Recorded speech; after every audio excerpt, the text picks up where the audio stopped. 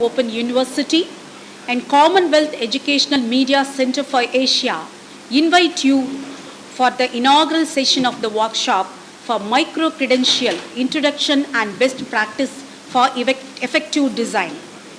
We're happy to say that the two great institutions have come forward for the excellent workshop. Let us begin this inaugural session with Tamil Thai Varthu.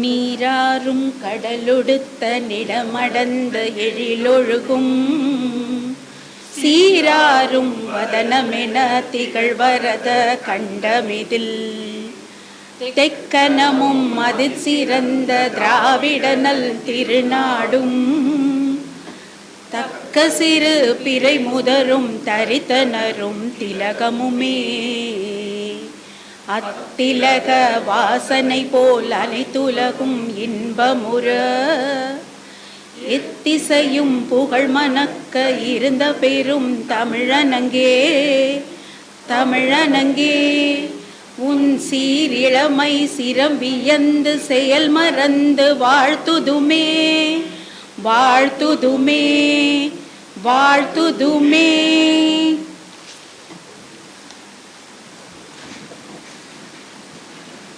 Let's brighten up this workshop with lighting lamp. I now request the dignitaries on the dais to join for lighting lamp. Please, sir. Please, ma'am.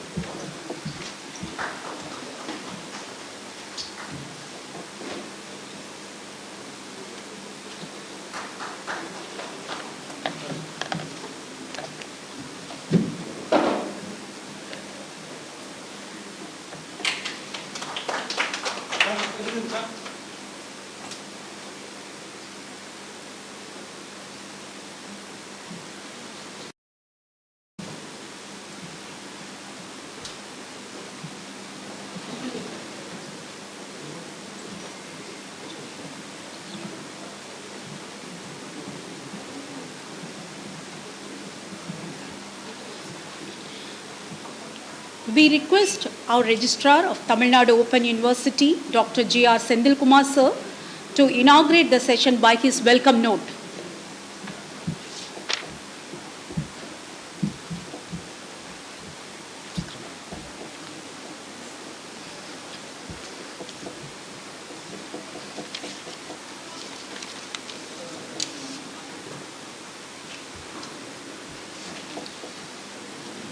Most revered Vice Chancellor of Tamil Nadu Open University, Professor Armugam sir, Honorable Vice Chancellor of Karnataka State University, Professor Sarnappa Halse,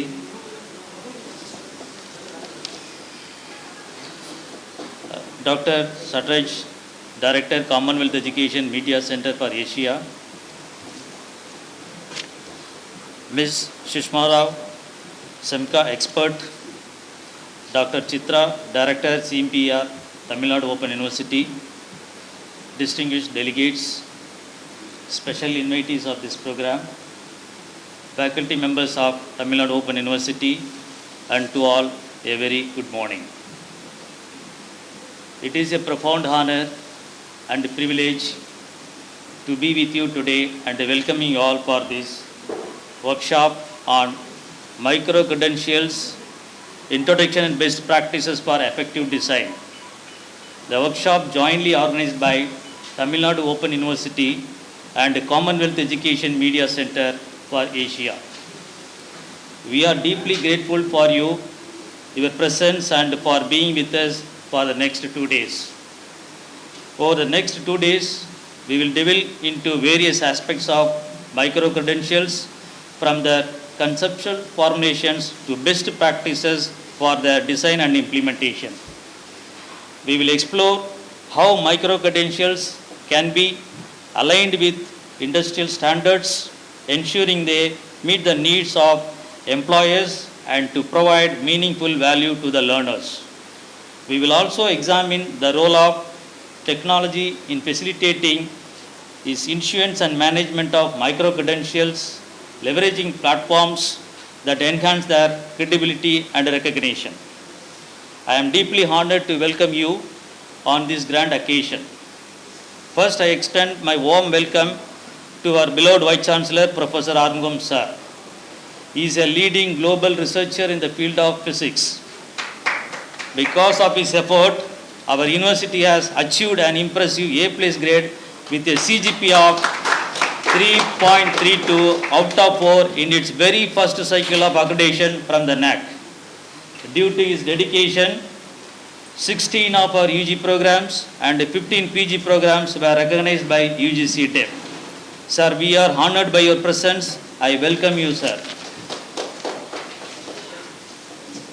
Next, I extend a warm welcome to Professor Saranappa V. Halsey, the Honorable Vice Chancellor of Karnataka State University. With us to deliver the inaugural address, Professor Halsey's leadership is open and distance learning has instrumental in advancing educational opportunities. And we look forward to his thoughts on integrating micro-credentials with our educational frameworks. Sir, on behalf of the organizing committee and the Tamil Nadu Open University, I welcome you, sir. I ought to welcome the Director, SIMCA, Dr. Bashir Ahmed Sadraj.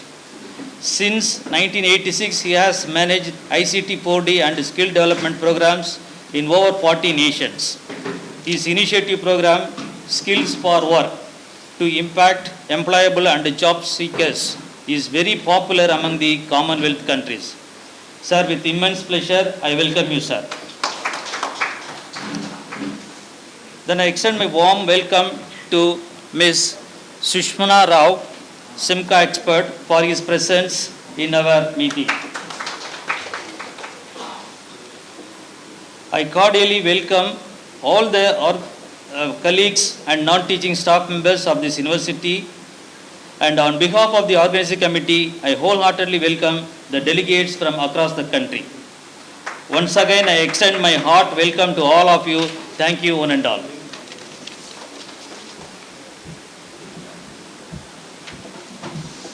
Thank you very much, sir, for your key welcome note for all the delegates and the. Yeah. It's time to honor the guest. I now request our Honorable Vice Chancellor to honor Professor Saranappa.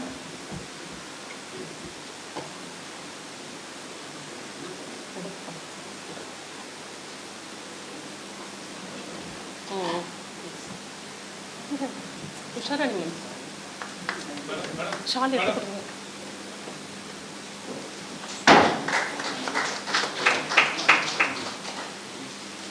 shawl first.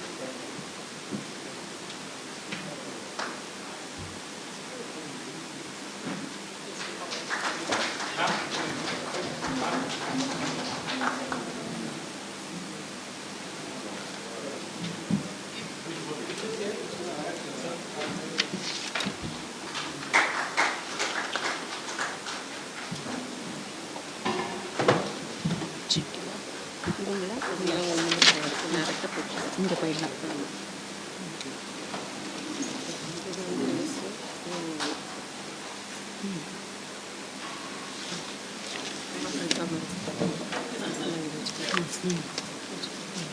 இது கிடையாது, இது இருக்குல்ல.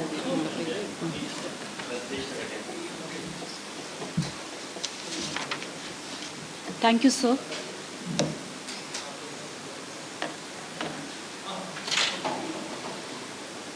We request Dr. B. Shraddha, Director of Simca, New Delhi, to give us the overview of the workshop.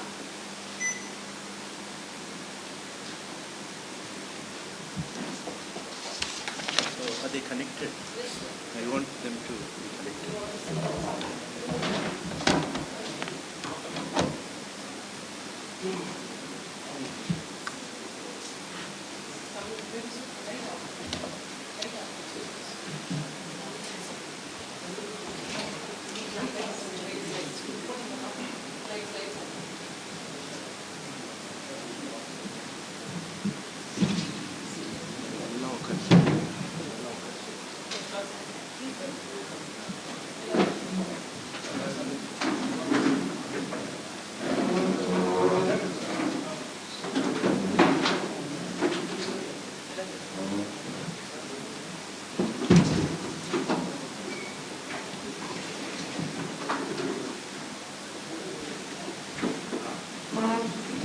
Yes.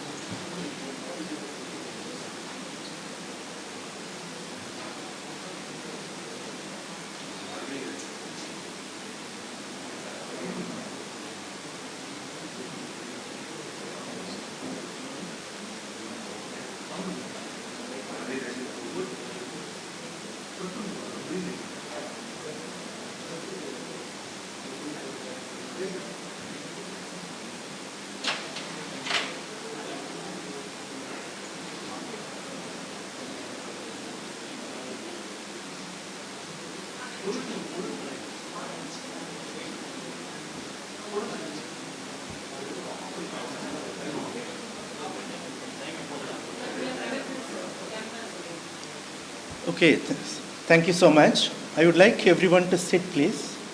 Don't stand. Unfortunately, the cameraman has to stand, but because you should realize that you are being a disturbance to the audience by moving around and standing. So thank you so much. Thank you for this.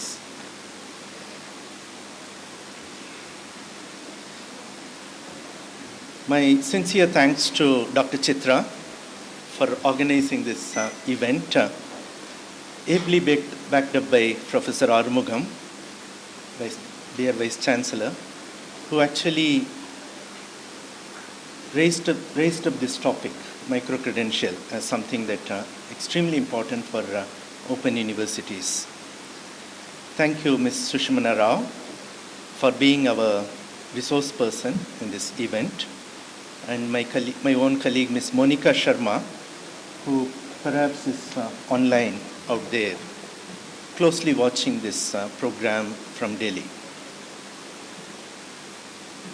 Special thanks to Professor Sharana Pahalse, who has joined us has come all the way this morning, early this morning, to be amidst of us, to encourage us to take part in this program and to ensure that not only his university is well represented, but the fraternity of 17 state open universities do benefit from this opportunity. And I'm thankful to all the participants, of course to the VCs who have nominated the participants, and you come a long way from different places. Thank you so much for joining us. And it's going to be a very interesting 3 days, I must assure you. You have left your homes, your workstations to be here, but to also make friendship with other Open University colleagues. So it's a great honor to have you with us. My special word of thanks to Professor Michael Sankey, who I understand is also online today. Professor Sankey, thank you for your presence. Dr. Neena Pahuja, who is the Member Secretary of National Council for Vocational Education and Training, who is also here present today online, and very soon we'll listen to her. And a bit later we would listen to Professor Sankey from Australia, Dr. O.P. Goyal and Dr. Ratnamalar Selvaratnam. Dr. O.P. Goyal is joining us from Bangalore. Dr. Selvaratnam is also joining us from Australia. And to all the experts who are supporting us remotely in this entire efforts. Special word of thanks to Professor Senthil Kumaran, our dear Vice Registrar, and the entire team. The persons who are supporting us in recording this, as well as in terms of looking after you at the International Guest House of Anna University, as well as here making all the arrangements. My special word of thanks to them. The workshop is actually a journey from last year, 4th August, in Ahmedabad that we began. And we all need to know the context. Although some of us may be present in Ahmedabad, many of us were not present, but we need to know what is the significance of this Ahmedabad journey that we commenced on the 4th of August 2023. And I call it a watershed moment for the Open University movement. As you would all know, I don't know how many of you recognize and realize it, open universities can easily disappear. It's all in our hands. It's all in our hands. And with the NEP 2020 liberating tertiary education, a number of universities, conventional universities, have been allowed to start ODL and OP online programs. And the latest round of conventional universities that are being allocated the responsibility of opening up open and distance learning was 31st July. So you already have hundreds of tertiary institutions offering open distance learning and also online programs. In other words, we were the only monopoly operators of open education in the tertiary level, but today we have a stiff competition from both public and private players. And this is something that we need to take note of. And this emerges from the idea that 50% of our population, the learning population, should be a part and parcel of what they call the measurement metrics in terms of GER, gross enrollment ratio. At the moment, it's hovering between 27 to 30%, but by 2035, the government is committed to enhancing this to 50%, which means doubling the number of intake. So from 40 million students who are studying through ODL, the aspiration is by 2035, at least 100 million would be studying, which means either you create more open universities or give this responsibility to conventional universities. And we all know that many of the conventional universities of late have been private universities. And private universities bring in efficiency, bring in accountability, bring in discipline. There's no guaranteed job for lifetime, as it happens in public universities, including the open university system. So we are facing a situation where if we don't really perform, we can easily perish. So the future of open universities, rather the future of your own jobs, is in your own hands. And 70-80% of us do not recognize and realize it.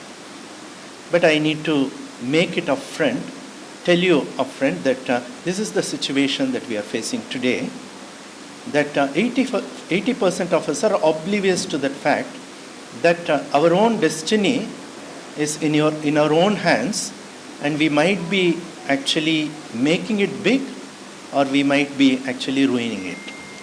So it's something like what we tell our children when they are young, in the teenage. We often tell them, your future is in your own hands. You decide what to do.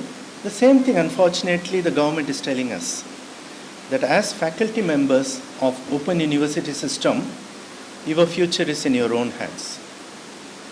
You can decide whether you want to disappear from the scene in 5 years' time or even earlier. And when I say this, I'm not mincing words. It's the truth, harsh truth, that the situation is very, very challenging for many of us, and a lot of us perhaps are very oblivious to it. So in this backdrop, we began the Ahmedabad journey. In 2023, August 4th, we said we are not going to allow open universities to disappear. We want to ensure that open universities are further strengthened. How do we strengthen it? There are only three major areas, major buckets, if you like. We need to strengthen our quality. Many of us may or may not be interested in revising our curriculum, revising our self-learning material, revising the way that we deliver. And when it comes to curriculum, it's not just about the subjects that we teach, but the ability to encompass a range of things in our curriculum by provision of education and skills to people. The second bucket is quality. So when it comes to curriculum enhancement and quality of education through curriculum, we have to also ensure quality of delivery. At the moment, we do have a formula. We have the university, the center, the regional centers, the study centers. So in a three-tiered model, we deliver education. But that is not likely to be the case of tomorrow. You may or may not need the local study centers.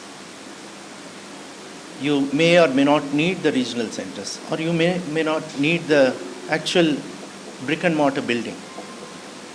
Many open universities around the world that have really done well, including the Athabasca University, is virtual. They are all virtual. And Open University UK, which is known for its very top quality education, is also virtual to a large extent. Now the third area is student support services, learner support services, leading to employability. So not only outreach, not only quality, it's also employability. All these three aspects that we need to look into. That is the only way to basically retain and sustain the open university system. So the Ahmedabad journey began with the Vice Chancellors pronouncing what they call the Ahmedabad Declaration. And I would recommend you to study this declaration. It's a very short document, 1.5 pages, but they've packaged everything to let you know what their aspirations are for this country in the Ahmedabad Declaration, and everyone should, because without you, they cannot really implement the Ahmedabad Declaration. From Ahmedabad, we moved to Hyderabad because we felt that open universities have a lot to share. Open education practices, open education resources, open education faculty members, open education curriculum, a range of things that we can share. So we discussed and came up with a kind of a roadmap, Ahmedabad to Hyderabad, in terms of open education resources movement. From there, we moved to Delhi.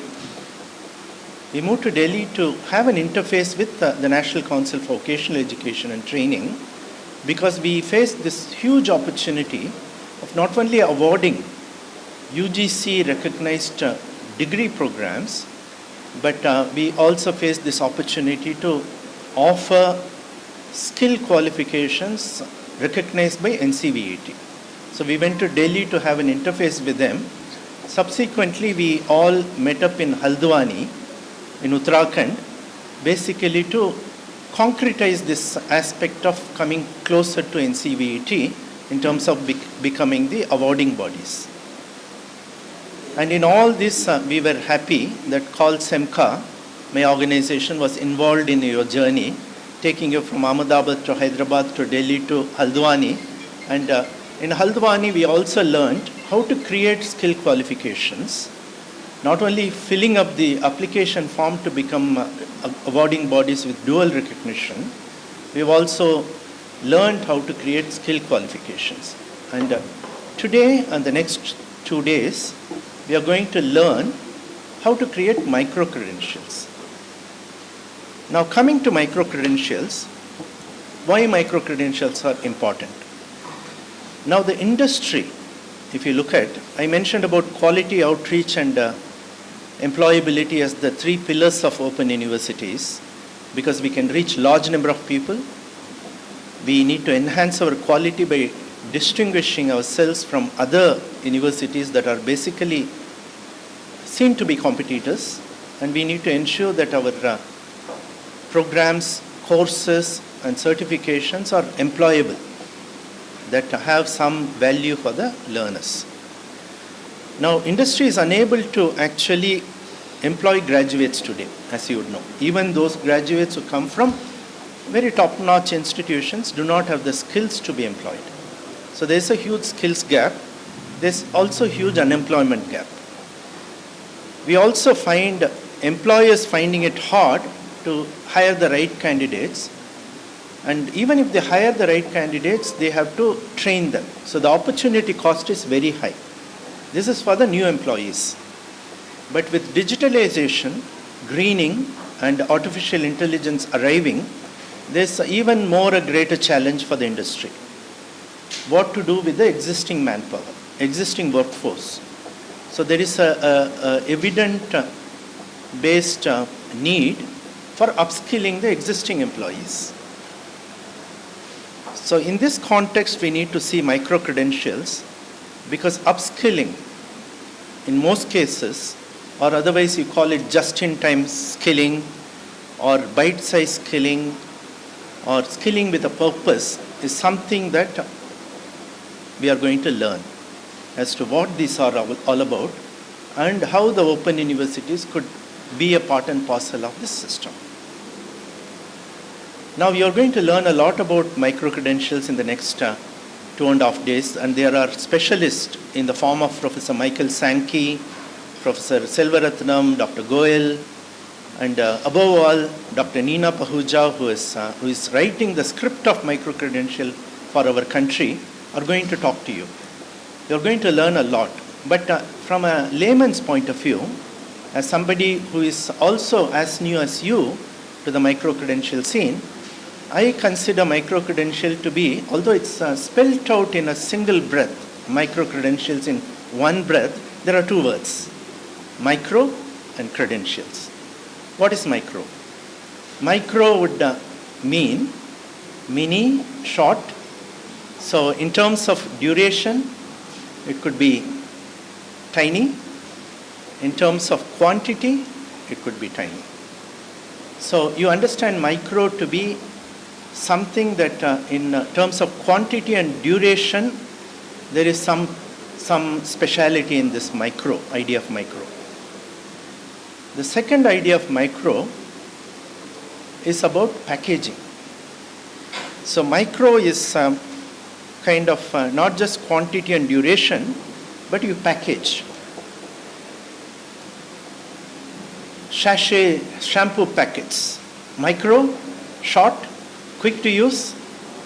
McDonald's burger, short, brief, fast, And the consumption time is quick, but it ensures that your appetite is actually met with. So it's packaged, end-to-end packaging. And what does it mean when it comes to packaging? Packaging is right from defining the learning objectives to ensuring learning outcomes through proper assessment, so that that bite-sized learning on its own has value. So it's something on its own, although it's small and short and mini and micro or nano. And there are different names given to micro-credentials today. But here in the context of India, we call it micro-credentials. And the NCVET, when Dr. Pahuja will speak to you, she would give us some glimpses of the NCVET guidelines, which we'll also study in terms of how we can make it quantity, duration, packaging right. But in addition to quantity, duration, and packaging, the beauty of micro-credential is stackability. So you need not just buy a McDonald's burger. You can also add a French fries to it. You can also add a drink to it to make the meal complete. Similarly, when it comes to micro-credential, you can stack it. You can stack it in a manner that over a period of time, all those micro levels of learning could be monetized. So even if you learn for 7.5 hours plus half an hour of assessment, which translates into 1 day learning, can give you 0.25 credit. So if you learn a particular skill or competence for a week, you can get 1 credit, which would all accumulate into monetizing the credits into degrees and certificates and diplomas. That provision has come into play through not only credit transfer framework, but also through the NEP 2020 APAR ID people create, and through Academic Bank of Credits, they can deposit all these micro learnings that are imparted through you, and over a period of time, a mason can get a degree, a carpenter can get a degree, or a new graduate who is entering a workforce can also consider obtaining certification. And that's what the private sector has very beautifully embarked upon. Today you have millions of people from India studying in Coursera, Udemy, Udacity, and various other, what they call the online MOOCs. So quantity, duration, packaging, and stackability towards micro to macro. So these are the beautiful aspects of that first word called micro. The second word, credentials. Credentials can be further simplified into credit. Credit can be, understood to be something creditable. So if you are credentialing somebody, you are actually giving that stamp, that standard. So this is where the regulator, NCVET, has come up with a range of instruments for us to follow, what they call the National Occupation Standards, aligned to the National Skill Qualifications Framework, which is again aligned to the National Higher Education Qualification Framework. So everything is converging. Today there is no distinction between education and skilling. Everything is converging into a path. So the credentialing is all about giving standards. Standards to quantity, standards to the duration, standards to the package delivery in terms of superior quality, acceptable evidence of learning, and also appropriate assessment techniques, standards to stackability, where through APAR and ABC you can stack. You can stack a set of micro-credentials in the same sector. You can stack across the sectors. You can stack micro-credentials on the basis of your employability prospects for tomorrow. So there are a range of flexibility offered to us, and the standards and the combination, permutation and combination is what provides us with the credibility. And finally, one could as I mentioned, monetize if it is standardized and creditized in terms of making it big. So the beauty of the micro-credentials is that you are giving an end-to-end solution, but also something that could be part and parcel of a macro system, which is something that we would learn today. The Australians have it, the Canadians have it, the British have it, the Koreans have it, now the Indians will also have it. The whole developed world has it, and India is going to, India is not competing anymore, by the way, with Brazil, Russia, China. India is really competing with the developed nations.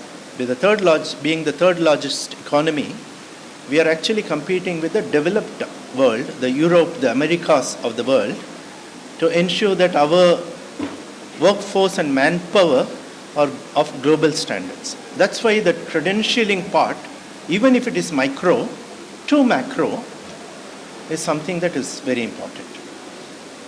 NEP 2020, as you know, is path-breaking. There are various instruments that have come into play. If you go to NCVT site, you have a lot of guidelines offered to you. If you go to the UGC site, you have a lot of guidelines offered to you. If you go to AICTE site, a lot of guidelines offered to you. If you go to the school system, the school boards, NCRT and others are into the job. So as a country, we are coming together to basically tackle the fact that every sixth citizen of the world would be an Indian, and that Indian should need to have that high quality credential that would enable him or her to not only get employment, but acceptable remuneration, but that recognition, due recognition he or she needs in the employment market, in the industry and the marketplace, but also the entrepreneurial skills. So when it comes to designing micro-credentials, you would soon recognize that micro-credential could be learned in a formal way, in a non-formal way, in an informal way, but through education, training, and workplace-based learning. So it's a combination of these things that make it a complete mini, micro package, which is on its own that can stand, but could also be stacked and part and parcel of a larger ecosystem. So what's likely to happen in the next 3 days, and why we are here? The future of learning is open learning. Future of learning is blended learning. Who other than the people in this room are familiar with open learning and blended learning? You are the pioneers. You are the masters. You are the ones who have pioneered open learning. You are the ones who have pioneered blended learning. From day one, when your university started, you started practicing blended learning. Now today, with technological advancements, blended learning is becoming much more easier and doable, much more qualitative. So we are likely to learn all about micro-credentials, the nuts and bolts of micro-credentials in the next 2.5 days. We are likely to learn all about the practices in various parts of the world. Particularly, we have chosen Australia because Australia seems to be an exemplar in terms of standardizing aligned with the national framework. And our micro-credentials are aligned to the National Skills Qualifications Framework, as I mentioned, and also National Higher Education Qualifications Framework, following the NOS. And NOS has been created for thousands of occupations and tasks in 900 buckets. So we'll come to know more about it. We're also likely to learn about the competitive advantage of this product called micro-credential as compared to the degree, undergraduation and post-graduation degree. The competitive advantage that you have in this micro-credential is something that you are going to learn. In other words, you're going to also determine whether you're going to cater to your students who come in for 3 full years of study, or you are also likely to cater to students who come in only for 1 day to your university. So the range of opportunities. You can have a one-day program to a 3-year program, now 4 years. Through research and honors, you can have a bachelor degree for 4 years. So that competitive advantage is something that we want to learn. And how micro-credentials support the implementation of SEP, NEP, whatever you call it in your different states. And finally, we are going to figure out for ourselves. Nobody is going to tell you. The 30 of you who is present in this room, or present in this room, you are going to determine what is the role you are going to play in this micro-credential world. And what is your personal journey? Thank you so much.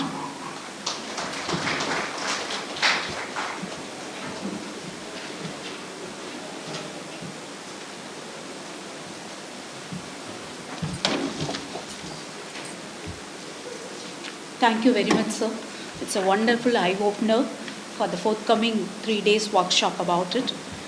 And we request Honorable Vice Chancellor of Karnataka State Open University, Professor Sharanappa, to deliver his inaugural address.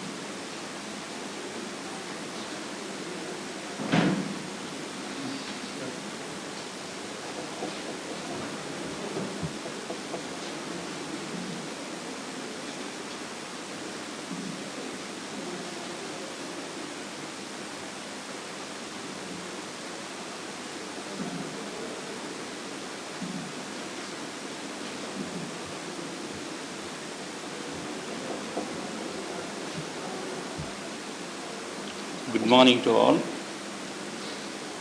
Vanakkam.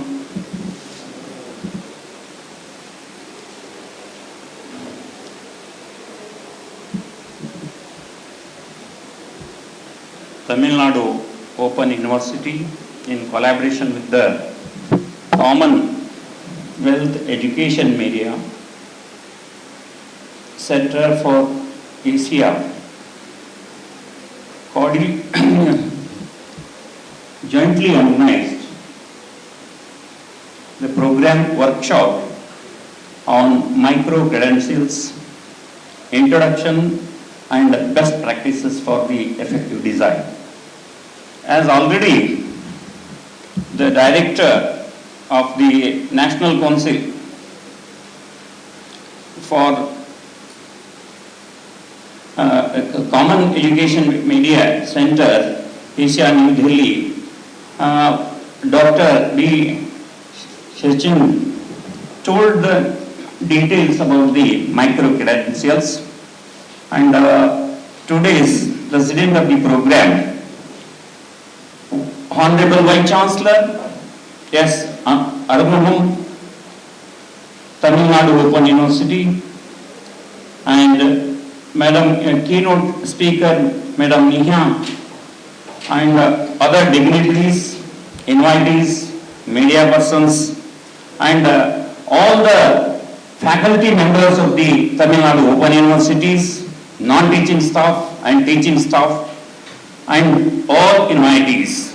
As you know, already Sir told details about the micro-credentials. Actually, what is a micro-credentials? What we have, the electronics say, that is a micro means a very micro. It is a small part, that is a microwaves, we can say. That similarly, we have the micro credentials, that different certificate courses are there, the hours to 3 months, 4 months, that skilling programs, that they are called the micro credentials. Micro credentials are the short, focused and the educational programs designed to provide learners with the specific skills, knowledges and particular areas or fields. The courses often resulted the awarding of the digital certificates that signifies the learner competency, the targeted skills. The short durations, micro credentials courses much shorter than traditional degrees program, ranging from few hours to few months in length. Focused the content, the curriculum design by high specific concentrating on particularly skill or area of expertise.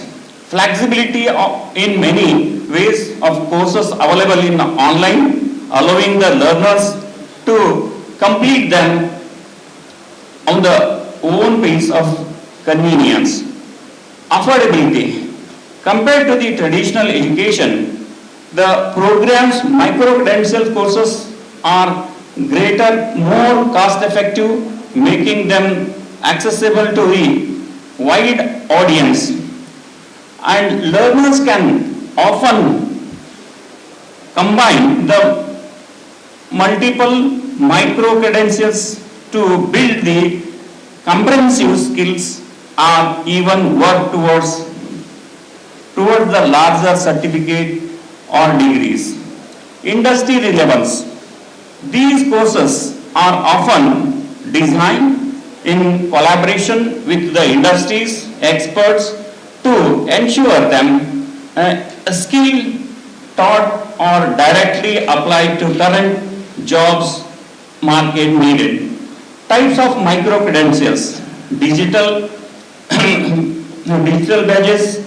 Most common forms of the micro credentials, they are graphical representation of the skill that can be shared online, such as socially media or the professional networking, and certificate courses are awarded upon the completion of the micro credentials courses, providing formal recognition of the learners and achievers. Nano degrees offers by some online education platforms. Nano degrees focus the specific career skills, often including the project-based learners.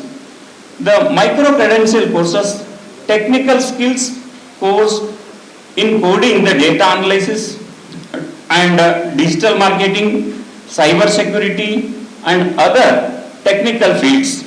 Soft skills, training, communication, leadership, project management and other international skilling. The industry specific skills, specified training, specific industries such as the healthcare, finance, education and more. What are the benefits of that is a micro credentials? That is a career advancement, helps the quick gain a skill needed to achieve and the current job transition to a new career. Enhancement of the employability provides the job seekers with the verifiable skill that can enhance their resumes and improve the job prospect. Lifelong learning encourage the continuous learning and professional development throughout the individual career. Employer benefits that enables the employer to upskill the workforce, leading to the improving the productivity and the innovation. Micro credential courses in the Indian context are necessary. Building the skill gap, India faces the significant gap between the skill provided by the traditional education system and those required by the industry. Micro credentials can address this gap by offering the targeted industrial relevant skills, supporting the economic growth. As Indian economy grows, there is a need for the more skilled and adaptable workforce.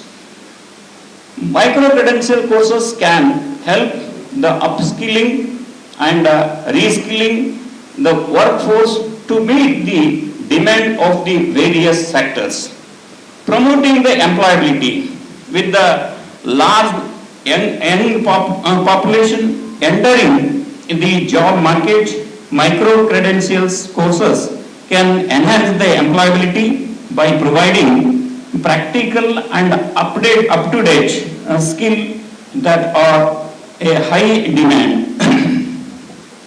Enabling the lifelong learning in rapidly changing the job market, lifelong learning is essential. Micro-credentials offers the flexibility way to individual the continuously update their skill and knowledges. Meeting the industry needs, Indian industries, especially in technology, healthcare, finance, and manufacturing, requires the specific skills sets that traditional degrees may not be full covers. Micro-credentials can provide these specified skill efficiency. The educational flexibility. Many students and working professionals seek the flexible learning option that fit into their schedules. Micro-credential courses often available online caters on the needs of the need for the flexibility. What are the demands are there for the micro-credentials? Technology and ITs. High demands for the skill, software development, data science, the cyber security, artificial intelligence, and cloud computing.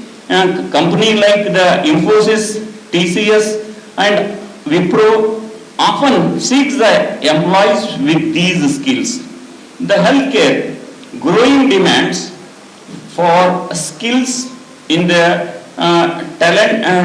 telemedicine, healthcare, management, medical coding, and specialized medical technology. The digital marketing, as the business increasingly move online, there is a high demand for the skill in the digital marketing and content creation as well as the social media management. The finance and accounting, the demands for the specialized skill in the finance analysis, investment, the management, blockchain, and the FinTech. Entrepreneurship and management, a skill in the business and the project management, leadership, the entrepreneurship are in the demand. Manufacturing and engineering, skills is advanced. Manufacturing, robotics, automation, and industrial design, and increasing the sought after. The initiatives and adaptations. The government initiatives. The Indian government has launched the various initiatives like Skill India and the National Skill Development Corporation to promote the skill development. These initiatives support the development and recognition of the micro-credentials. Education institutions. Many Indian universities and education platforms like the Swayam courses and offers the micro-credentials courses partnership with industries, industry leaders and the international institutions. The corporation training, companies in the increasingly adopting the micro-credentials courses for employing the training and development, recognizing their value in providing the specific practical skills. Online learning platforms. The platforms like UPK Simples, great learning offers verifying the micro-credential courses tailored to the needs in Indian learners and industries. Current status of the micro-credential courses in India, popularity adaptation, growing the popularities. These are the significant increasing in the popularities of the micro-credential courses among the students, professionals and the employers in India. Online education platforms like course areas and simplified or witnessing the higher enrollment rates for the micro-credentials offering. Corporate training. Many Indian companies are integrating micro-credential courses into their employees' training programs. Companies recognize the values of these courses, upskilling and reskilling their workforce to the state competitive. The government initiatives like a skill like Indian and National Skill Development Corporation promotes the skill.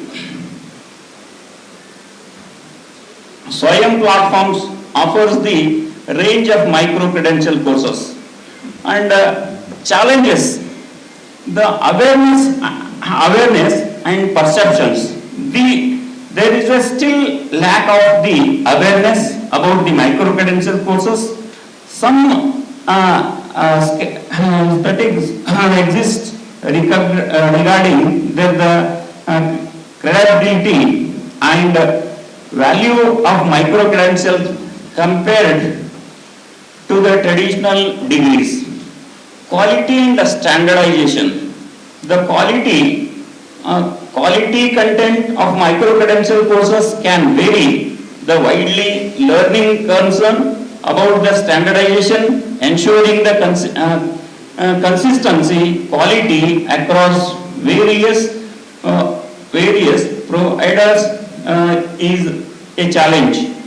Integration with the traditional education. Integration micro-credentials with the traditional degree program creates the clear pathway for the credit transfer remains ongoing challenge. These features prospects for the micro-credentials courses in India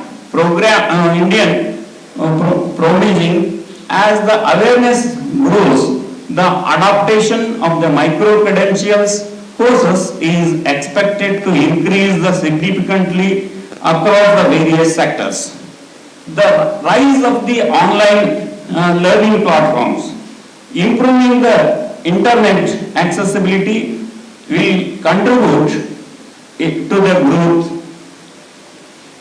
and collaboration between the education and educational institution and industries will lead to the development of the micro relevant and high quality micro credential courses. The government supports and initiative aim at the skill development and foster the growth of the micro credentials and the policies promoting the lifelong learning and continuous professional development with further encouraging the enrollment, increasing the recognition of micro credentials by employers. Educational institutions will enhance their credibility and values. Advancement in technology such as AI and machine learning will enable more personalized and effective learning experience. And I thank the Vice Chancellor of the Open University, Professor Anugama, for inviting me to say a few words about the micro credentials. He told only the PPT, that is why I have already prepared the speech, and he messaged me the PPT is required. That is why only that whatever the subject he has mentioned, I have justified, I tried my level to justify it. And I thank the professors as well as the director of Commonwealth Media Center for Asian New Delhi, and all the fraternities who have given me an opportunity to say few words about the micro credentials. Thank you one and all.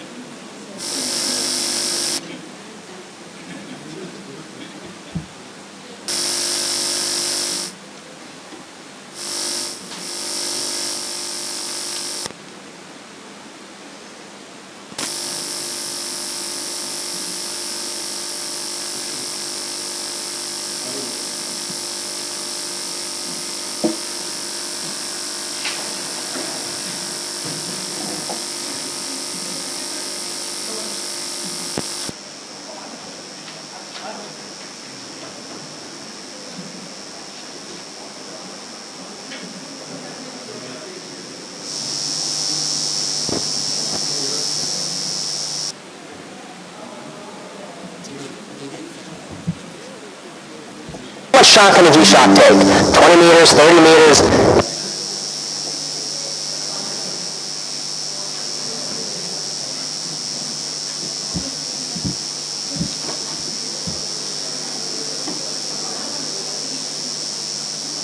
Thank you, sir. Your detailed information gives an awareness and eye-opener about micro-credential. Thank you very much.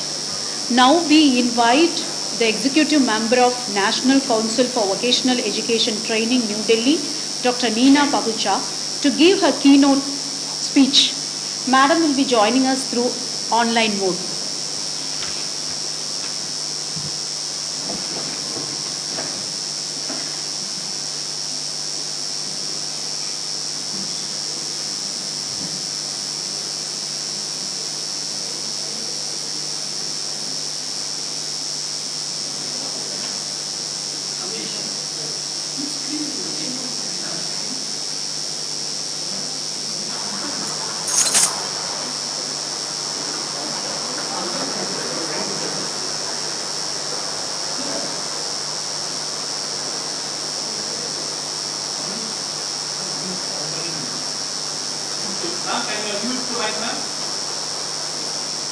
I couldn't hear. Do you expect me to present? I couldn't hear the previous one. Yes. Okay. So just give me a minute and I'll just move the presentation.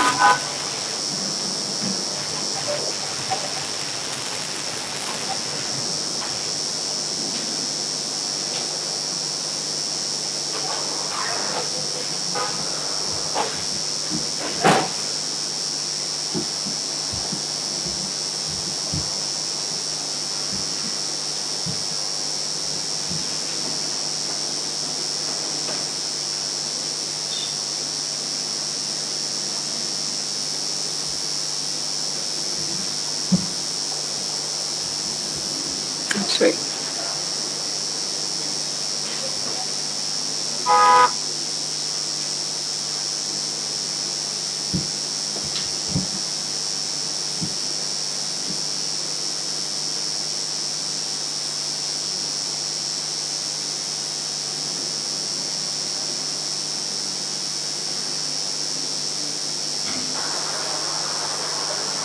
Shall I share them?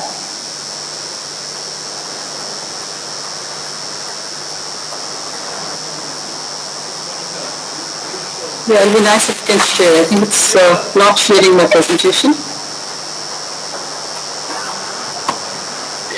So till the time she shares, a very good morning from Delhi and welcome all to a micro-credential on micro-credentials. I think today's session, we've had two wonderful sessions in the morning. Both the sessions were actually really discussing about what is a micro-credential. So just to brief you, that itself is a micro-credential on a concept of a micro-credential. Micro-credentials, what are they? They're all very small objects. It's been described, I think, in both the presentation. I hope I'm audible to the audience. Yes, ma'am. Perfect.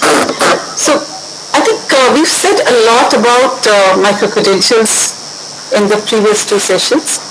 Micro-credentials are small objects, and a lot has been said why they were created. She's feeling it. Do you want to share from here? It would be good. I can control it better.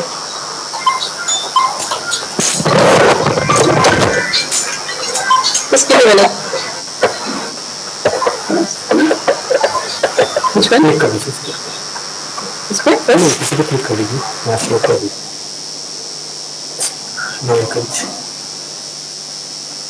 Great. That's all?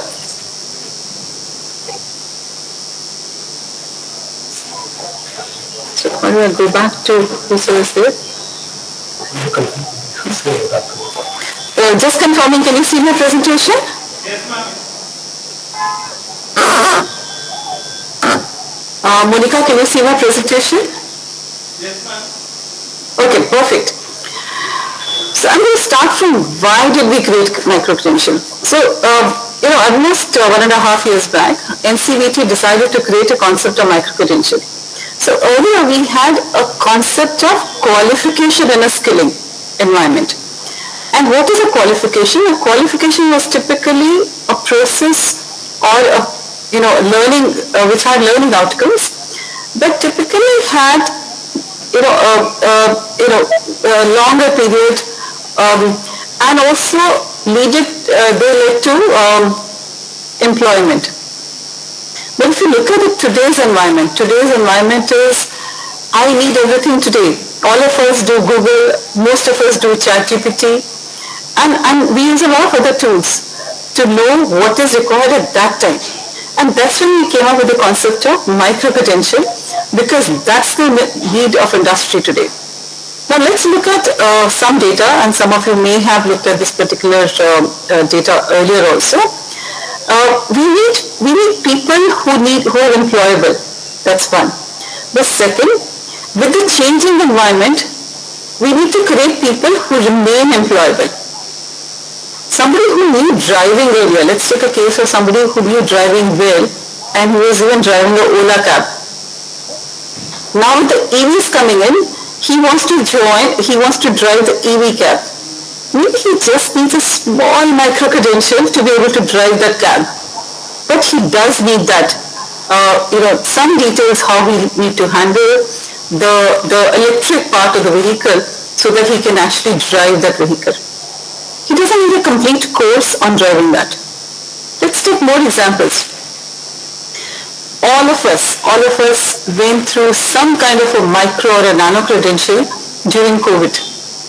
When there was a desire or a need for washing hands or handling things, or even washing vegetables, all of us were taught, maybe from the TV or otherwise, and given a nano credential or a very, very small credential of how do we handle or how do we maintain the hygiene.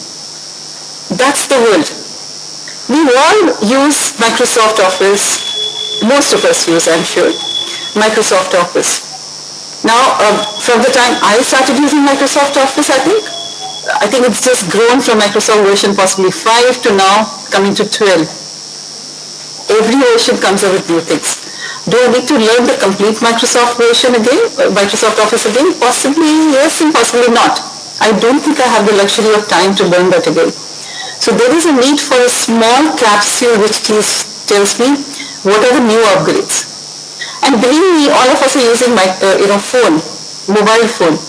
If you want to shift from even an iPhone to an Android phone or vice versa, to get the features of both the phones, you also might need a nano credential to be able to do it. So if there is learning required in our daily life, I think there is also the concept, that concept needs to be actually, brought in education in a very big way. And that's why we thought that there is a need for micro-credentials that need to come in. Some of you have already heard of, Amazon Cloud or Microsoft Cloud or Google Cloud or others. So the concept of cloud is one, but if you need to work on a Google Cloud, or you need to work on Amazon Cloud, or you need to work on a Microsoft Cloud, you need to have a micro-credential specifically for those clouds to be able to work on those. So there is a common course plus a micro-credential which needs to be done to be able to do it. And that's why we're saying that we need to have a methodology to improve the employability of the working force. Let me take my own example. In my early stage of career, I joined TCS. That was my first job, which was really a long time back, almost 4 decades back. But then when I joined them, they took us through a training program in those days for 3 months. I think it's a 6 months training program that they do now. Now, they taught us lots of things. I knew programming well at that time, but still we were taught how to do programming in TCS, because so that any programming that I do can be read by another person in a very comfortable way. They also taught us a process of documentation. They also taught us lots of other things. But there were small courses which were topped up on top of the learnings that we had to understand the organization processes. And that's another major part which can come as part of, another major part that can come as part of your micro-credentials in an organization when you join an organization.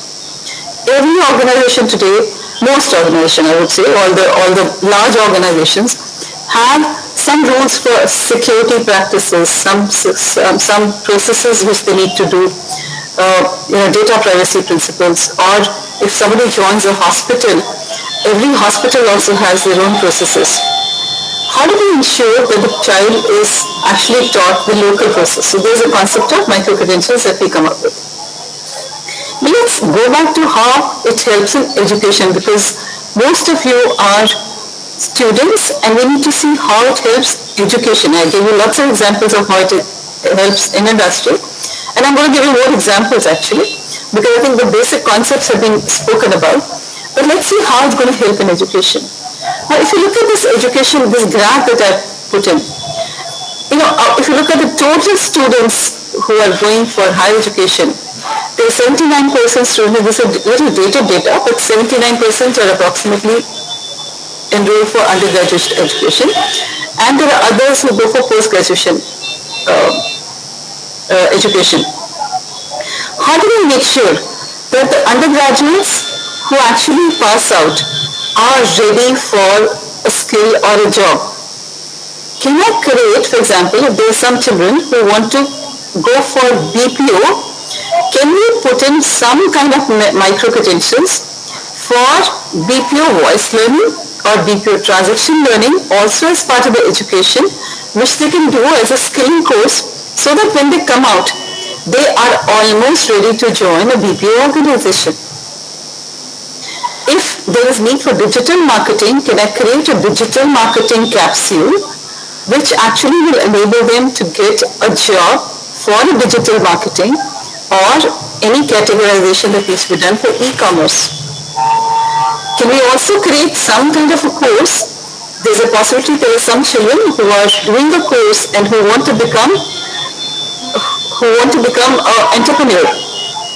And maybe they also want to connect to an e-commerce platform like the ONDC, which is a government platform.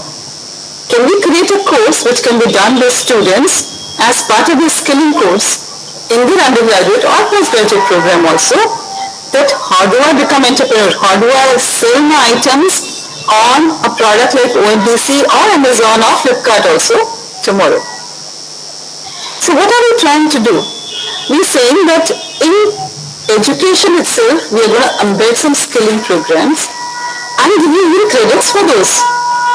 And by the time you come out of the college, you actually graduate with some skills which actually make you more employable or ready for employability. Something big that's happened in recent times is that we actually had a rollout of National Credit Framework. I'm not detailing it out. Maybe we can have a separate session if required be for National Credit Framework. I think some of you already attended that session. As per National Credit Framework, every learning can be creditized. And the most wonderful part for college students is that almost 50% of the courses, up to 50% of the courses or the credits can be from skilling environment, which means now skills can be embedded in the education. So while you're doing your BA degree, you can actually take a course on, say, how do you do data visualization, or how do you use AR, VR, or how do you make graphics, designing, or even how do you do dramatics, if you're interested in that, or how do you make a painting, a Madhubani painting. So all these courses, all these skill courses that I mentioned also can be part of your education system while you're doing your normal, undergraduate course or a post-graduation course. But let's come back to why micro-credentials. I think some of this is a repeat of what I just saw in the wonderful earlier two sessions from the Vice Chancellor and also the Professor, from the Commonwealth Education Media Center, the director from there spoke. So what are we trying to do? We're trying to create and assess the new graduates to graduate to the labor market. And we are expecting them to be able to respond faster to the labor market requirements. So we are actually preparing them for the labor market that's coming. So micro-credential, as was mentioned in the previous presentation also, could be for upskilling or skilling. Typically for upskilling and even reskilling if required. We are giving an example of somebody who is driving other car but he wants to get himself reskilled on usage of EVs, then it could be maybe a little bit of reskilling or upskilling. Also to meet the emerging sectors with or without formal training. So if there are new sectors which are coming in and we want to learn about it, for example, how do you use your solar system, or green hydrogen is becoming another huge area that we are all working in. That's one way to do it. But micro-credential is actually a structured way of doing a job. One is that I can learn something on the job also, but this is a structured way of learning on the job. So it's a tool for education of all ages, including adult education. I specifically put this because learning should never stop. I think Vice Chancellor, Tamil Nadu Open University did mention, we are talking about continuous learning. If you're talking about continuous learning, you may learn at the college time, you may learn in school, you may learn in college, you may learn on the job. And believe me, the learning needs to go on forever. But the most beautiful part is the micro-credentials actually help you to create personalized learning paths. I think there was a mention about stackable micro-credentials also. I'll detail out those also a little more. But I could choose what I want to become. You're choosing the personalized paths and personalized micro-credentials that I want to work in. And hence it enables lifelong learning, which, believe me, is the need of the hour today. It also creates horizontal skills and improves the employability opportunities. But the beautiful part is it creates a rapid skilling.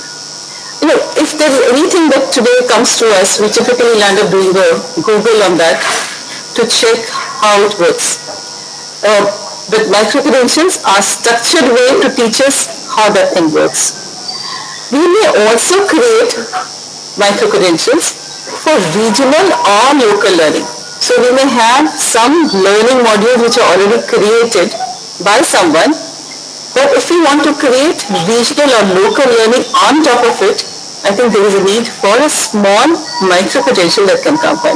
For example, you may create something for Telangana and you want to now do something specifically for Tamil Nadu, in which case you might create something local about that particular city, about that state or the city that you're working in, to actually upskill that particular person who's going through that training.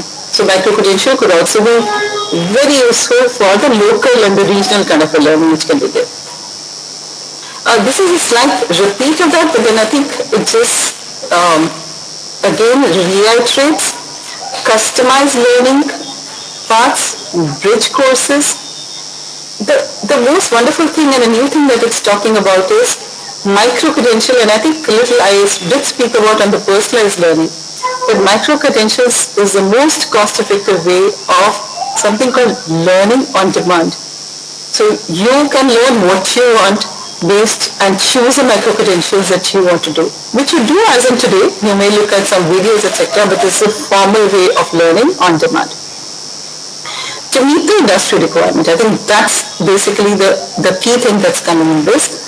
And all this is actually trying to do is to actually address the skill gaps in the workforce development. So the definition that we created as India, if you look at the NCVT micro-credential document, which now is available globally also in a lot of ILO kind of sites also, a micro-credential certifies achievement of a coherent set of skills and knowledge, and it's specified by statement of purpose, very important purpose. Second most important thing here is learning outcomes. And I'll detail out that, and strong evidence of need by industry, employer, government, or the community. So we're not just creating any learning, any micro-credential, we are creating micro-credential based on need from industry or employers or even government. Or community. In COVID time, we created nano-credentials based on community requirement. We actually even taught a phlebotomist who were otherwise just coming to collect our blood samples at home, how to create samples for COVID patients or to check whether the person is COVID positive. That was just a small micro-credential or a nano-credential done for those phlebotomists so that they can actually collect the samples from us from home. So that was a community requirement, and the smaller qualifications and focus on skill development opportunities. But I think most important thing that I would stress on is here is learning outcomes. So every, like a qualification, we mentioned always, has defined, well-defined learning outcomes. Even micro-credential needs to have very clearly defined learning outcomes. Now, a little more detail now. Just a summary of what we've been speaking about: shorter duration, specially targeted, digital, could be digital format, may or may not be digital format, it's not necessary, but it could be digital format so that it can be shared easily. Industry relevant, we've said. I will just come to stackable, and every micro-credential that we have needs to be assessed. I think Director Commonwealth Education Media did speak about a part that needs to be created, and he also spoke about credits that can go to micro-credentials. So every micro-credential of the type that I just spoke about can have assigned credits, and once you do those courses or the micro-credentials, you get credits which actually go to our academic bank of credits. Every student now is going to have an APAR ID, which is the ABC ID that we're going to have, which actually is going to be unique ID given to all students or learners, and all the credits that we do will be stored in that. So it's a government digital bank of all the credits that we do, and can be actually certified for anyone and anybody going traveling to any country, anywhere. This is going to be one proof that we'll have for all the courses that we've done. Now let me come back to stackable. So stackable is a new concept that we came up with. Earlier we never had this concept of stackable. Now stackable is, I might stack a lot of nano-credentials to make a micro-credential. I might stack micro-credential and nano-credential to make a NOS, and I'm going to talk about what is a NOS. I might even stack micro-credentials or NOS, which are smaller, to make a qualification. So as I talk about it, I have a detailed slide further down, but I will detail out a little more what is a stackable concept. because that's been used extensively in the universities. But before we go there, I'm going to talk about how is the micro-credential coming in and how are they getting used. So they're agile and they represent specific skills. Normal certifications, normally what we have is formal and structured qualification. The benefits that we get out of all these is they're agile based on skill demand. Of course, as we mentioned about the micro-credential, they can be verified and shareable in the micro-credential also. Micro-credential or other qualification, everything is industry relevant and recognized by industry. Everything needs to be assessed, and everythh actually after assessments actually gives you that they have a quality benchmark. A little more, the badges or the micro-credential that we have, of course, support or are created for rapid requirement of in-demand skill, and it's created with collaboration with industry, and that's how it's done. A couple of them can be combined together for a formal certification or a formal even degree. And I'm going to talk about what are the different processes. So I think first I'm just skipping a slide and I'll come back to that. So what are the different type of qualifications in the vocational education system that we have? So we have something called micro-credentials, like I mentioned. We have something called TNOUs. And we have something called qualification. So let me start first from qualification. A qualification consists of maybe national occupation standards, a group of national occupation standards, NOS, which a NOS specifies jobs which can be done, which have a measurable performance. Qualifications can be used for skilling, upskilling, and normal skilling and preparing you for job. NOS again are used there. Typically, micro-credentials are used for upskilling. So that's one difference that comes in. And micro-credentials, as compared to qualifications or NOSes, are smaller units. The way defined right now is that qualifications typically, are in multiple of 30. Why 30? Because as per the National Credit Framework, 30 hours are equivalent to 1 credit. So qualification is typical multiple of 30, and they vary from 150 to 1200 hours. For example, ITIs have qualification which are long-term qualification and 1200 hours and above also. NOSes are typically again multiple of 30, or in special requirement can be multiple of 15 also. And they typically, are typically like a course. You may have a course of history or a NOS on history, or you may have a NOS on, specific areas that need to be done. Micro-credential, on the other hand, are typically multiple of 7.5 and can be 15 hours, 22.5 or 30 hours. Why we put this is because the first one is 0.25 credits or 0.5 credits or 0.75 or 1 credit. So it's basically number of hours is basically because of the credits that you will get based on that. Now, qualification are typically there, and we have an NQ, a National Qualification Repository, which has a list of all qualifications. NOSes, and we have qualifications in lots of areas. We may have qualifications in IT, media, we may have qualification in gems and jewelry, we have qualification in beauty, agriculture, you name an area and we have qualifications in those areas. When you come to NOSes typically are in a particular domain or particular area. Typically that's how they're created. In micro-credential, we are also saying that there could be two types of micro-credentials. We could have something which is a public micro-credential or a private micro-credential. Public are the ones who can be adopted by anyone. For example, I may have area like a security, details or something from government which are converted to a micro-credential, but they become public micro-credential. For example, there are a lot of micro-credentials which are getting created on artificial intelligence, or there could be micro-credentials created, like for example, on health and hygiene. So those could be public micro-credentials and can be open to everyone. There could be some private micro-credential which have IPR with the awarding body, who is awarding that particular micro-credential.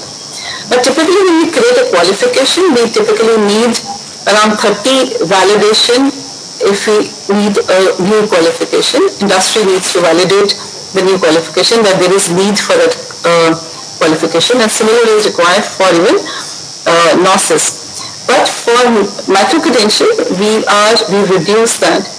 And if there is a public micro-credential, I think we've come to 5 as a level of need for micro-credential. We also have MNCs who can actually bring in their qualification. For example, Microsoft is one of our awarding body, and they've also brought in some micro-credentials, which in fact learning on those micro-credentials is public. They're free. They've given those, the content is free. The testing there does cost, but then the learning is free on those micro-credentials. Now levels, typically, if you people have read NCRF, we have levels for higher education. We have levels starting from 4.5 going on to level 8. 4.5 is first year of UG. 5 is second year of UG pass. 5.5 is BA type 3 years of UG degree. 6 comes at level of 4 years of UG degree, which could be BTech or some other courses. 6 and 5 and 7 are for the PG programs, and 8 is for the PhD. So qualification can come at all levels from 4.5 to 8. Similarly, the NOSIS and micro-credential can come at all the levels 4.5 to 8. Micro-credential, since they're small modules and we want a lot of people to do it, they could be online, and we give a preference that it could be online also, because small modules could be online but with support from a tutor, whereas NOSIS could be, as per blended guideline, you could have some part online, some part as theory, qualification also similarly. In case the module is small, for example, only 7.5 hours, which is just 1 day of micro-credential, we suggest that you could even have an online assessment for a micro-credential. But the blended learning guidelines, which are available on NCVT site, give you different ways you can actually do assessment. So this is the type of qualifications or courses you can have in VTS, and believe me, this is huge. And I'm going to spend some time as to tell you what UGC is doing to include some of these different type of qualifications in the courses. But before I do that, I skipped one slide. I'm going to come back as to what are the enablers and the barriers in implementing the micro-credentials. Although the Vice Chancellor, Tamil Nadu Open University, did speak about some of these. But I think during the awareness, one of the barriers that we see is a lot of people don't even know about what is micro-credential and how could you implement them. So that's one. I think trainer and assessors, which are required with specialized skills, also at times becomes a little barrier. They are becoming global, as was spoken. It's the concept of micro-credential has come in Europe, Australia, and a lot of other countries, and I think it's just coming in a big way because industry needs that. So it's actually more industry-driven than any other driver who's driving it. So enabler, of course, creatization. We are saying any learning that happens using micro-credentials will be creatized. We've got the guidelines which are already there on our website. I hope some of you have read this. Option of stackability. So you could stack micro-credential to create a larger course. And that's the concept of stackability, and you could get credits for each of the module of the micro-credential that you have. You could use existing trainers and assessors. Enablers technology is a big enabler for micro-credentials. It actually improves or eases the process and reduces the documentation, and that's how this was brought in.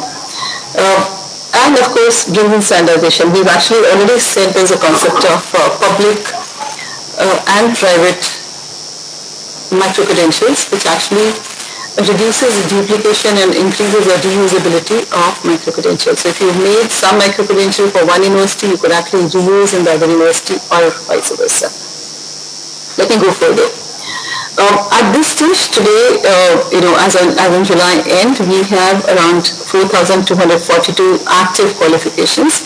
This also includes around 403 future skill qualifications that we have as part of the all skilling qualifications, which are there. We have SSCs who develop over 2,000 qualification, but other boards like institutions, defense forces and others also who have actually created qualifications which are over 1,000.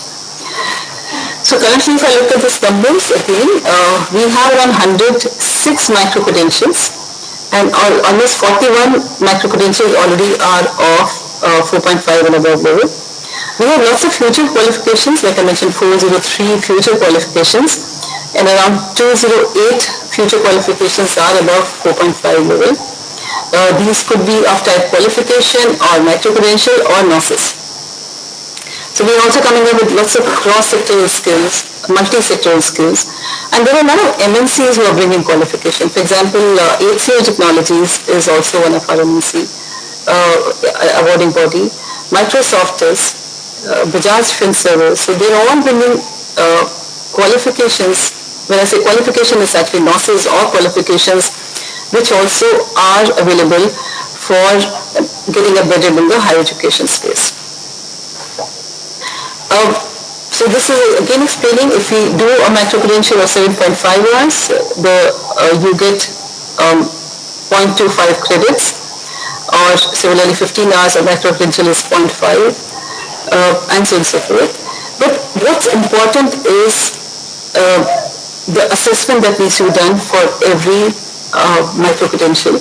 And every micro-credential needs to have very clearly defined learning outcomes, and it needs to be standardized as per the NSQF that we have, which is the National Skill Qualification Framework, which basically says that you need to define clear entry level, clear learning outcomes. What will the child know after he or she has done the course? What will he know?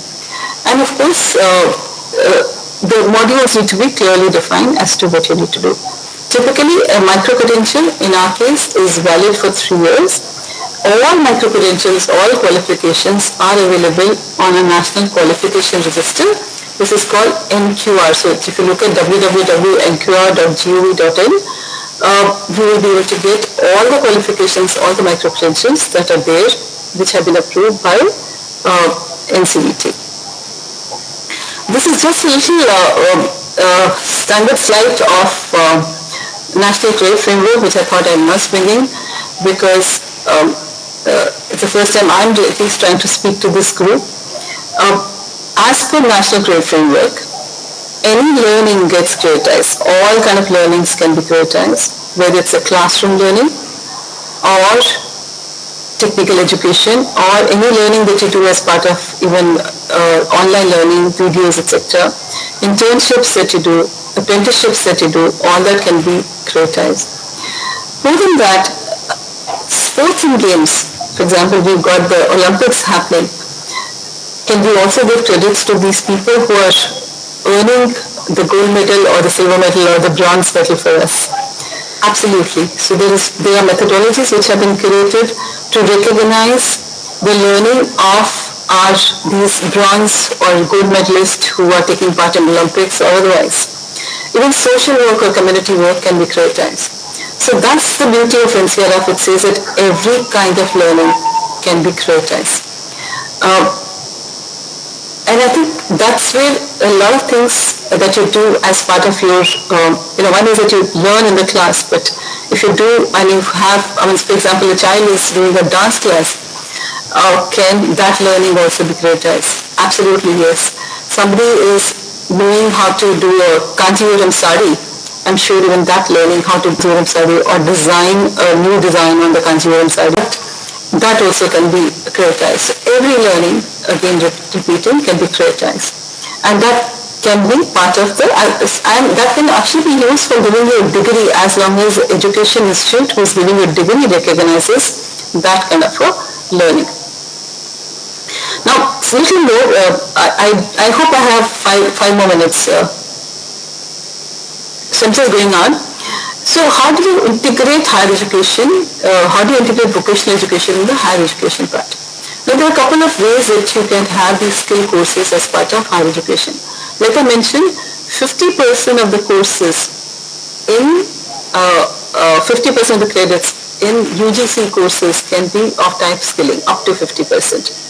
So there could be a way that higher education offers these skill courses and they develop them themselves. So there's a possibility the open university that you're working with, they develop their own course. I can give an example. They do a course maybe on artificial intelligence, maybe fundamentals of artificial intelligence, in which case they can directly embed that course as part of their curriculum. There is no approval required from NCVT. They can just go ahead and they can call it a skill course at whatever level and they can just embed it. That's one first model. Second is that you have a skill-based course offered which is MSTF aligned course and you want to embed that course in your education system.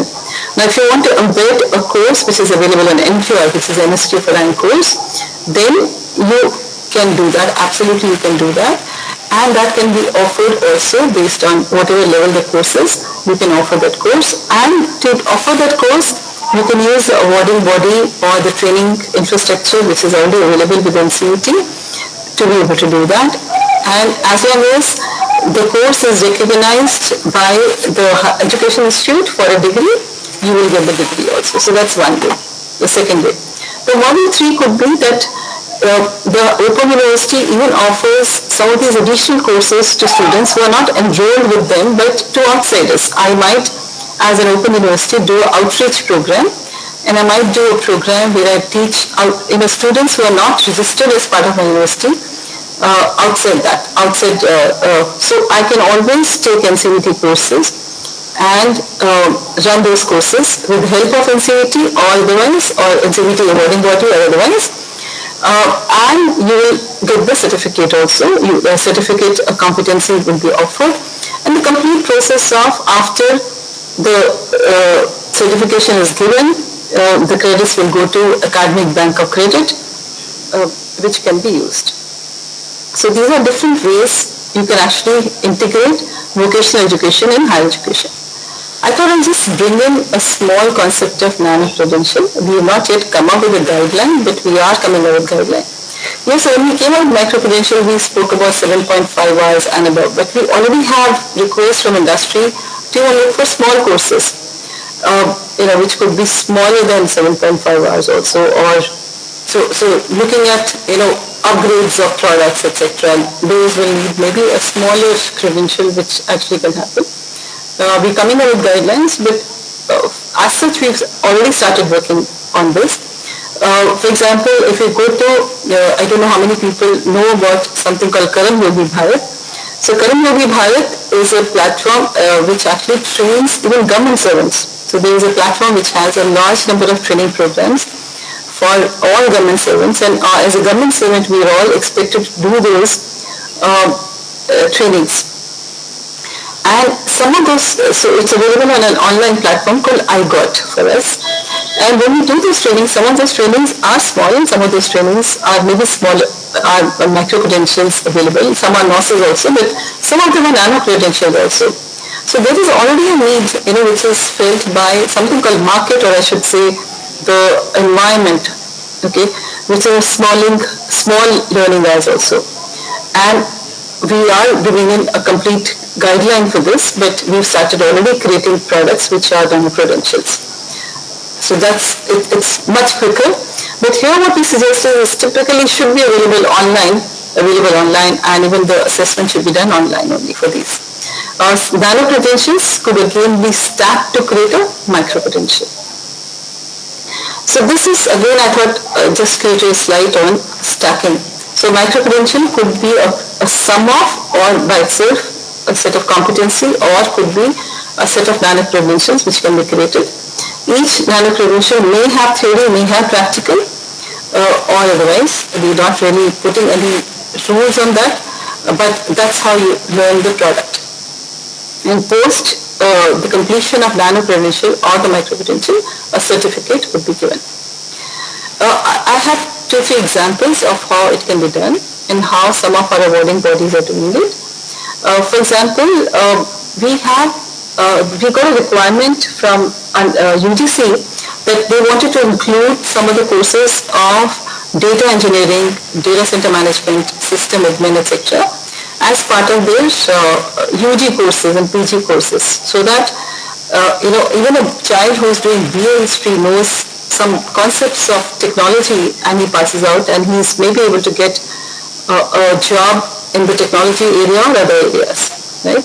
So we'll be getting requirements from some of these institutes that can we put courses related to BPO, which haven't yet come to me, but they're soon coming on BPO, which could be BPO voice or BPO transaction processing kind of environment, which can be part of the courses of BA, say somebody who's doing BA English, but he does a BPO course also parallelly with it. So he is actually ready, he or she is ready for a job the moment he goes out of and finishes his education. So it can be directly picked up by any of the BPO organization. So this is the way it's doing. So if you look at it, year one, the child is doing 15 hours of course, which is data engineering fundamentals, statistical techniques, again 15 hours. So these are micro-credentials, 2 micro-credentials the child has done.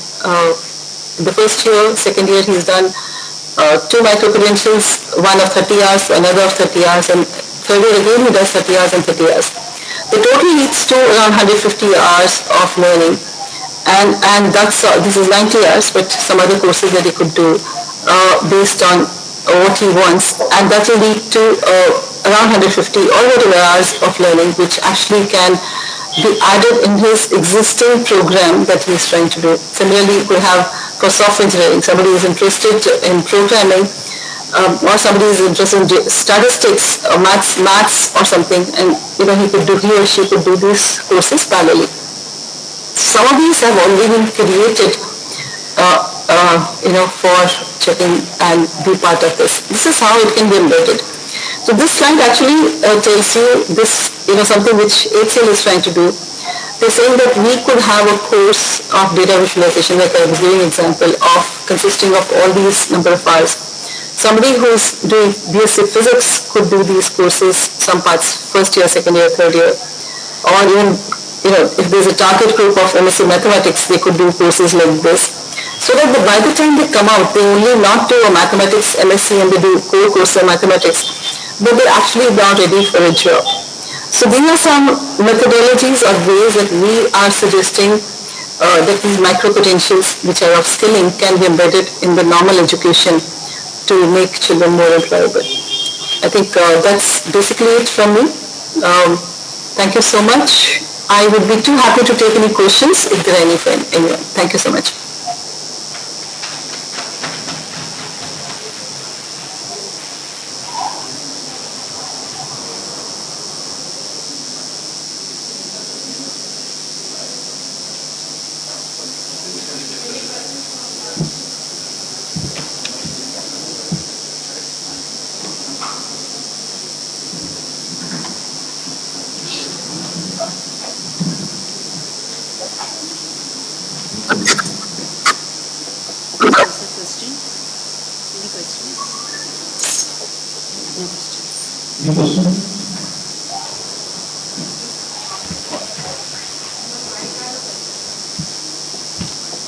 Ma'am, I have a question. If I decide design and wanted to have it live, should I go for my I was not you. Wasn't you. Not clear. not yet, maybe I can put my channel.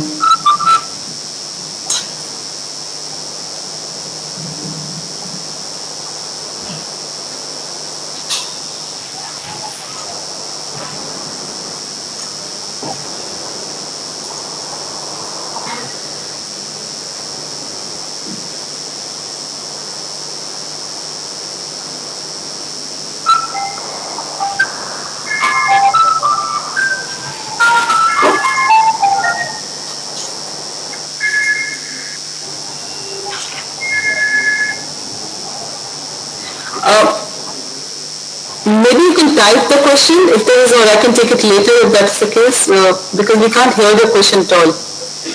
Yes.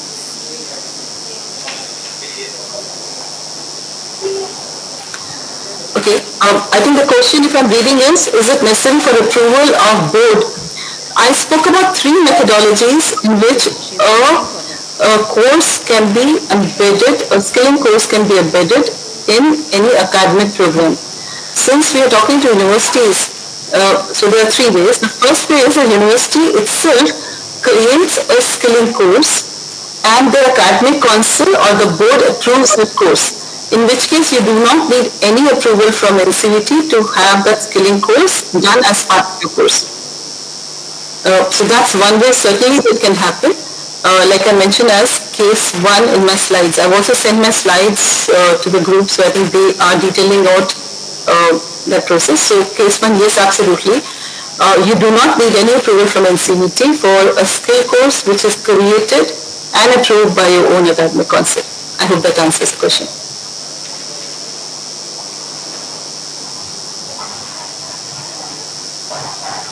There is an SOP also which has been created, which is there on our site, and it's also there on the UGC site, which it's there on UGC site also, which actually talks about how vocational course can be embedded in higher education. You can go through it. If you still have a question, I'm happy to answer. There's another question which has come which says, so let me read out the question for everybody. It says, can an individual university develop its own micro-credential and certified? You can develop your own micro-credential, absolutely, as long as it's approved by your own board, like I mentioned earlier, and of course also certified, in which case the credits will go to the academic bank of board. The only thing here which needs to be, like I think said earlier also, is it needs to be approved by your academic council. However, if you don't want to go by an academic council but still want to create a course, you need to be an awarding body of NCVT. As an awarding body of NCVT, you can create any skill course, get it approved from NCVT and then embed it. Because NCVT then will make sure that you have for a course all the processes like it's NSQ aligned, it's got the learning outcomes clearly defined. So as long as you do that, you can bring the course to NCVT where we approve it, in which case anyway you can embed. So that's the style number 2 that I spoke about. But in the case 1, you can also as a degree awarding institute, you can do that and clear it. I hope that answers the question. Yeah, thank you very much, ma'am, for your detailed presentation with the ground level examples, the brainstorming session. So it's just to add, you have to make sure if you develop any micro-credential, make sure they have clear learning outcomes. I think that's the main thing that needs to come in the micro-credential.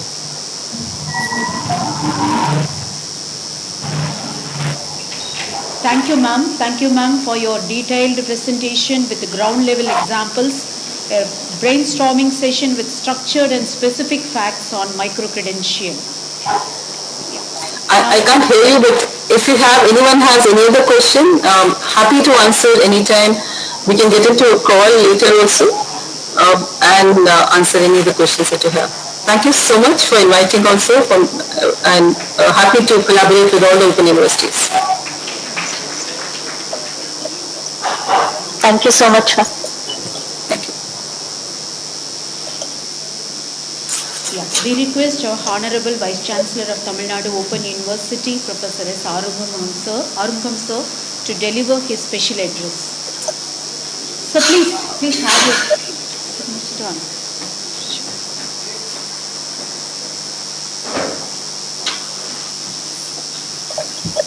Sir, copy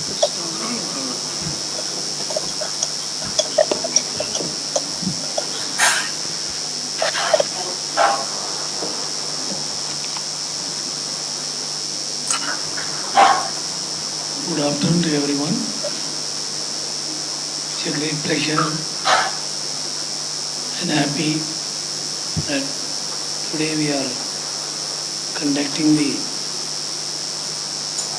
program by collaborating with Commonwealth Educational Media Center for Asia, New Delhi. The workshop title on micro-credentials.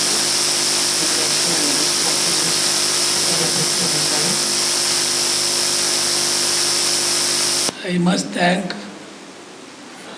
the SIMCO director, Dr. Shadaj, for giving this opportunity to have such a program at Tamil Nadu Open University.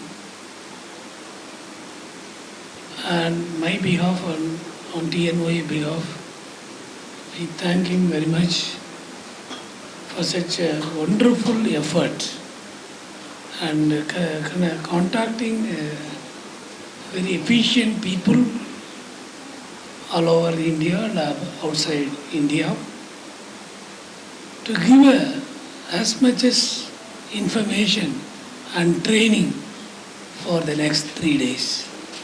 Actually, this was started when I was first time I met him at Ahmedabad. At that time I requested him that let us have some kind of collaborative program at TNOU with the support of SEMCA. And he agreed. Now we already for 6 lakhs for running this program, and 4 lakhs has been already released and 2 lakhs will be released after submitting the expenditure. And further he was kind enough, even after 6 lakhs, if any excess expenditure, SEMCA may give the balance amount, if anything, nothing to worry, go ahead in running the program. So such a good heart because we are not having much fund at TNOU at this stage. So let us thank on behalf of all the participants that for his support. Because after the Ahmedabad, then it was, if I met him again at Hyderabad, then we had a detailed discussion about exactly what is to be done. At that time, fortunately, Dr. Chitra was also there. Then almost about 90% what we are going to do, when we are going to do and all, during that 3 days program, we finalized it. That is the way that was started, and now we are realizing that fruit today as a program, and we have invited the participants from all the open universities. Somehow, except the 4 open universities could not nominate their representatives. So enjoy your stay here and learn as much as possible. At the last day also we have the Mahabalipuram visit, the 3rd day, off day after lunch, because the ticket for looking the important places will be closed around 5 o'clock or something. So we should rush up by 2 o'clock from here. And one more good news, that those who are participating as a participants here will be called again in December at the Nasik, because in Nasik the Maharashtra Open University is going to conduct 3-day program, in which 2 days program again will be a micro credential and 1 day for all Open University Vice Chancellor meeting. So whatever you learn, we are not going to leave you, and compulsory we are going to invite all the people, all the participants who are participating today will be called, so that you will have more, you will be given more input and you can gain more knowledge. So it will be helpful for all the participants and all the open universities. That was the idea, and there is no doubt on it, which has been already discussed with Dr. Shadaj and Open University VC of Maharashtra. Exact date I don't know, but definitely it will be in December, somewhere in the middle. This program will be conducted and you will be informed very soon. Also, I thank our Honorable Secretary, Additional Chief Secretary, Department of Higher Education, Tamil Nadu government. He is today supposed to come for inaugural address. Due to the unexpected commitment, he was supposed to go with the Honorable Chief Minister today to Coimbatore, so he could not come. However, he assured to participate on the valedictory function on day after tomorrow around 12:30 or something, he will participate in this program. So I also happy to thank our Professor Saranappa Alse, Karnataka State Open University, for all the way to come here and deliver a lecture. And also I should thank especially to get what we got the 3.32 grade, the A plus rank. He is also one of the key person, because when ask them, because already they got the grade and we want to visit their university, and he was very much happy and cooperated and helped a lot how to go ahead with the NAC preparation. And not only the Vice Chancellor and the SICA Director and other team members, the 3 days we were there with the SICA team members, and it was very much helpful. And because since all the way he came here, it is a good opportunity to thank him for such a wonderful support to get a TNOU as a plus grade. And our beloved registrar and other participants and our organizer Dr. Chitra and Dr. Nina Paguja and Madam Shoshana Rao, etc., for supporting this program. Welcome everyone. It is my pleasure to address you all today on the important and evolving topic of micro-credentials. As we navigate the complexities of modern education and workforce development, micro-credentials have emerged as a powerful tool to recognize and validate the diverse skills and knowledge that individuals acquire outside traditional degree programs. Micro-credentials are bit-sized, stackable certifications that validate specific skills or competencies. Unlike traditional degrees, which cover broad areas of study over several years, micro-credentials focus on specialized market-relevant skills that can be earned in a shorter period. They offer a flexible, modular approach to learning, allowing individuals to build and demonstrate their expertise progressively. The shift towards the micro-credential is driven by several factors. The pace of technological change means that skills quickly become outdated. Micro-credentials allow individuals to keep their skills current and relevant. Employees are increasingly looking for specific sets rather than the broad qualifications. So the micro-credentials provide a way to meet these precise needs. As career path becomes less linear, continuous learning is essential.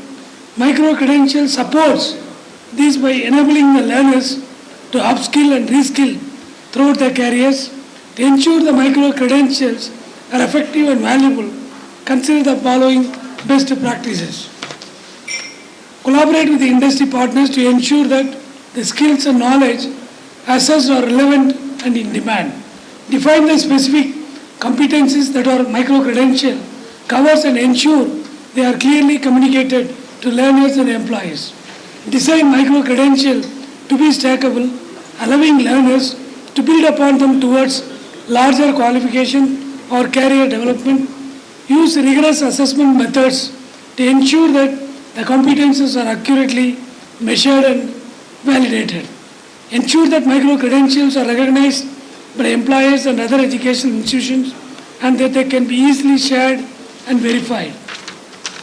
Make micro-credential accessible to diverse range of learners, including those with different educational backgrounds and learning needs. Regularly review and update micro-credentials to keep pace with the industry changes and advancement in educational practices. Micro-credentials represent a significant shift in how we approach education and workforce development by adopting best practices in the design and implementation. So we can ensure they provide a meaningful, relevant and recognized validation of skills.